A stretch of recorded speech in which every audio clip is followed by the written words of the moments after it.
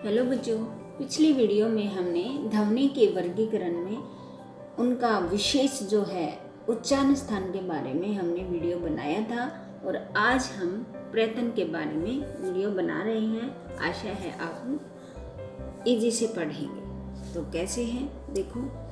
प्रयत्न किसी भी ध्वनि के उच्चारण में मुख विवर से लेकर कंठ तक जो प्रयास किया जाता है, अर्थात जो प्रयास किया जाता है उसे प्रयत्न कहते हैं। प्रयत्न किसे कहते हैं? एक प्रयत्न एक प्रयास होता है बच्चों, एक कोशिश होती है। तो उसकी जो परिभाषा है वो क्या बोलेंगे हम? किसी भी ध्वनि के उच्चारण में मुख विवर से लेकर कंठ तक जो प्रयास किया जाता है उसे प्रयत्न कहते हैं। प्रयत्न दो प्रकार के होते हैं। कौन कौन से होते हैं देखो बच्चों, अभ्यंतर प्रयत्न और बाह्य प्रयत्न। इनके नाम से ही पता चल जाता है कि ये बाह्य तौर पर प्रयत्न है, ये अभ्यंतर आंतरिक प्रयत्न है। तो इसको हम एक एक करके पढ़ेंगे।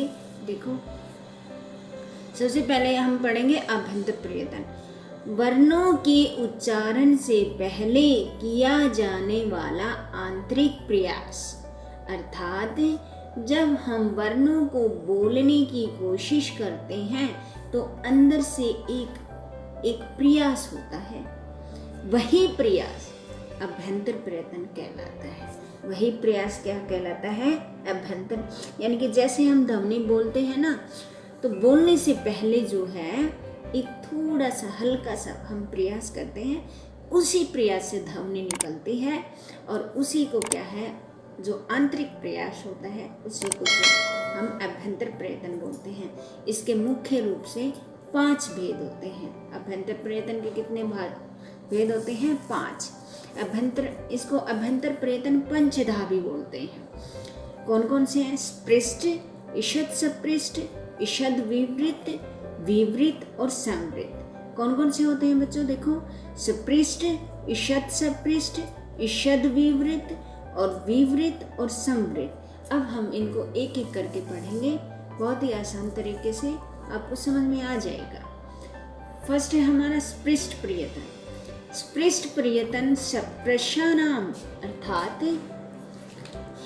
अर्थात वर्णों का उच्चारण करते समय मुख के अंदर जीभ के द्वारा स्पृश होता है। जीभ के द्वारा स्पृश होना।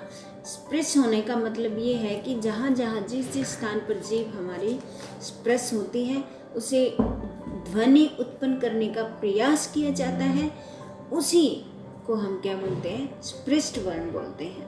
जब वर्ण उत्पन्न होते हैं तो उनको क्या बोलते हैं? स्पृष्ट वर्ण बोलते हैं। जैसे कु चु टू तू पू, हम कैचे टते भी बोल देते हैं। और ये हैं जो 5 वर्ग हैं उसके 25 वर्ण, कैसे लेकर मैं तक, कैसे लेकर मैं तक। अर्थात देखो, कैसे लेकर मैं तक ये हो। दूसरा हमारा ईषद सपृष्टम। ईषद सपृष्टम का मतलब, ईषद का मतलब होता है कम और स्पृष्टम का मतलब होता है स्पर्श, यानी कि कम स्पर्श। जिह्वा के द्वारा जब कोई भी वर्ण जब उत्पन्न होता है तो जिह्वा के द्वारा कम स्पर्श, जिस जिस स्थान को कम स्पर्श करेंगे वहाँ स्थान से उत्पन्न होने वाले वर्ण जो है वो ईषद सपृष्ट माने गए हैं। देखो कौन से हैं वो।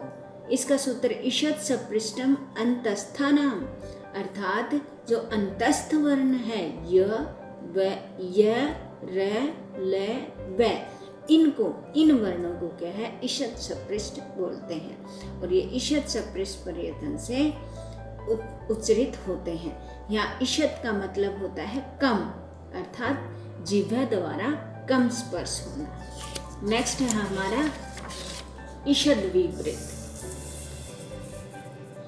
ईषद विवृत, इस ईषद विवृत का शाब्दिक अर्थ होता है कंठ का कम खुलना। विवृत का मतलब होता है खुल जाना और ईषद का मतलब होता है कम खुलना। अर्थात इसका सूत्र हम बनाएंगे ईषद विवृतम ऊष्माणा, अर्थात जो वर्ण ऊष्म है। कौन कौन से हैं उसमें? स, श, श, है, इनको ईषद विवृत बोलते हैं। कई बार एग्जाम्पल जो है इस तरह के एग्जामिनेशन में आ जाते हैं बच्चों कि उष्म वर्ण कौन कौन से हैं और ईषद विवृत कौन से हैं। तो इनका जो है दोनों का जो आंसर एक ही बनेगा। ऊष्म वर्ण श है और ईषद विवृत भी यही रहेंगे। इनका उच्चारण करते समय अभ्यंतर प्रियतन जो होता है उसमें जो है कंठ थोड़ा खुलता है, इसलिए इसका नाम ईषद विवृत बताया गया है। नेक्स्ट है हमारा विवृत। विवृत का मतलब पहले ही बता दिया था मैंने, खुल जाना, पूरा खुल जाना, यानी कि कंठ के द्वारा पूरा खुलना। इसका सूत्र क्या हुआ? विवृतिम स्वराणाम, अर्थात सभी स्वरों का अभ्यंतर प्रयत्न विवृत होता है। जैसे ए से लेकर अब तक जो भी वर्ण है उनका जो वर्ण जो है, ये वर्ण है जो वो विवृत होते हैं। नेक्स्ट है हमारा संवृत। देखो, संवृत का अर्थ होता है संकुचित हो जाना, सिकुड़ जाना, अर्थात मुख विवर से मुख विवर जो है वो नए के बराबर खुलना। इसका सूत्र बनाया है हर्षव से अवर्ण से प्रयोग संवृतम, अर्थात प्रयोगम। देखो बच्चों लिख रखा ना, इसका मतलब यह है, देखो हमने ए वर्ण को पहले विवृत बता दिया, ए से लेकर अव तक, और अब हम बता रहे ए वर्ण से संवृत। इसका मतलब ये हुआ कि प्रयोग दशा में संवृत है। देखो आगे हम पूरा एक्सप्लेनेशन कर रखा है कि अर्थात हर्ष वर्ण प्रयोग दशा में संवृत होता है, अन्यथा एक दूसरी दशा होती है प्रक्रिया, उस प्रक्रिया दिशा में विवृत होता है। प्रयोग दशा का मतलब होता है साधारण उच्चारण करना, और प्रक्रिया दशा का मतलब होता है देखो दोबारा से देखो कि प्रयोग दशा का मतलब होता है साधारण उच्चारण करना, और प्रक्रिया दशा का मतलब होता है शब्द बनाने की प्रक्रिया। जैसे रम धातु से घै प्रत्यय हो गया, उससे राम बन गया, तो ये प्रक्रिया हुई ना। और अगर हम साधारण उच्चारण करेंगे वो प्रयोग दशा, जैसे राम है, कृष्ण है, ये जो है प्रयोग दशा हो गई।